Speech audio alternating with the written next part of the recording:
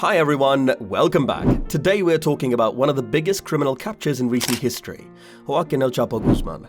This notorious drug kingpin was finally brought to justice in 2016, and the woman who played a crucial role in his capture was none other than his own wife, Kate Del Castillo. So let's dive into the story of how Del Castillo turned informant and the events leading up to El Chapo's arrest.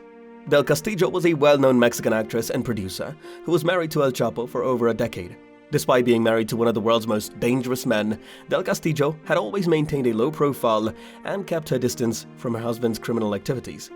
However, in 2015, she made headlines after it was revealed that she had met with El Chapo to discuss the possibility of making a biopic about his life.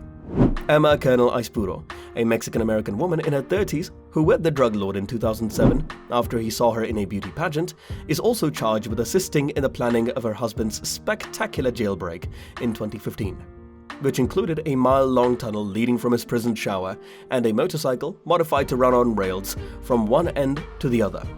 She was ordered to be held without bond pending trial during a hearing in which Colonel participated by video. She was accused of working closely with the Sinaloa cartel's command and control system, particularly with her husband, according to the prosecution, who claimed she was a flight risk with financial access.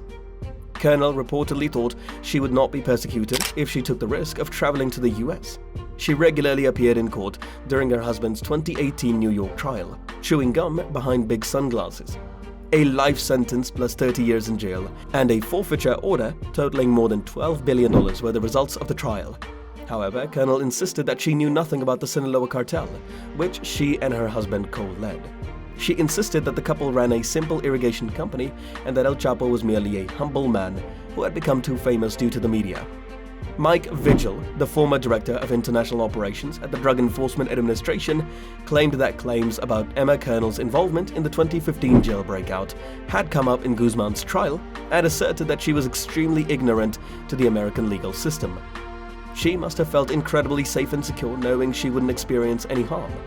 She was sufficiently certain of her invulnerability to give a television interview in November 2019, while sipping champagne in Miami on the back of a yacht to a reality show called Cartel Crew, which is primarily made up of relatives of traffickers who have been found guilty of crimes, complaining about being judged. There are moments when all you want to do is copy what other people do. Colonel inquired about starting up a clothing brand in her husband's name and added, "We want to be regular." Following Colonel's arrest at Dulles Airport in Washington on Tuesday, and her anticipated initial court appearance to answer to the allegations of conspiracy to knowingly and intentionally distribute supplies of heroin, cocaine, marijuana, and methamphetamine, those possibilities appeared less likely. When Guzman and his crew showed up to see her win a pageant at the Coffee and Guava Festival in her family's village of Canelas, she was 17 years old. Although she was raised in rural Mexico, she was born in Santa Clara, California, while her mother was visiting family there. Her father, Inez Colonel Barreras, was a mid-level member of the Sinaloa cartel and was listed by the US as a significant foreign narcotics trafficker. Her brothers were also involved in the family business. According to the FBI Special Agent Eric McGuire's affidavit to the Washington, D.C. District Court, Colonel is aware that the Sinaloa cartel is the most active in Mexico, according to McGuire. Colonel was aware of multi-ton shipments of cocaine, multi-kilogram shipments of heroin, multi-ton shipments of marijuana, and tons of shipments of methamphetamine. The statement also included handwritten letters from Guzman to his cartel associates, delivered by Colonel, with whom Guzman shares 9-year-old twins, and which McGuire claimed he had obtained through an informant. The letters contained instructions to the associates. "The mother of the twins will share something with my kids, and you, please pay attention, comrade." One of the letters promised that she will clarify. "The mother of the twins will deliver a message to you all so that you can all witness it firsthand." McGuire claimed that Colonel gave his kids from prior marriages instructions on how to set up Guzman's escape when he was in the Altiplano prison in Mexico. In 2014, they purchased a piece of property a mile from the jail, started building a house there, and then built a tunnel leading there. According to the arrest request, Colonel and her brothers-in-law allegedly contemplated giving Guzman a GPS watch so they could direct the tunnel to his cell. In July 2015, he exited the tunnel that included lights, ventilation, and the motorcycle on tracks that was thought to have been used to transport tools and excavated earth by slipping down a hole drilled into the shower floor. The International Crisis Group's senior Mexico analyst, Falco Ernst, hypothesized that Colonel's detention may have had a geopolitical component. She is a small fish. She is a well-known heroine. However, she is not a major actor in terms of her roles within the Sinaloa scene, according to Ernst. Therefore, holding her in custody and keeping her in the country is more of a symbolic gesture. It reinforces the idea that the United States will continue to play a role in what is known as the war on drugs in Mexico. According to a close associate of the Sinaloa cartel in the city of Culiacan, she had to work. Colonel's TV appearances and efforts to profit from her husband's reputation and establish a profile as an influencer were more than simple vanity. Federal prosecutors claimed in a New York court that El Chapo had built a wealth of at least $12,666,181,704 during a 25-year period. Despite this impressively exact sum, however, efforts to recover the assets of the imprisoned kingpin have so far been unsuccessful. The Watcher answered, "Not all of that fortune exists. El Chapo had money, yes, but not as much as some had assumed."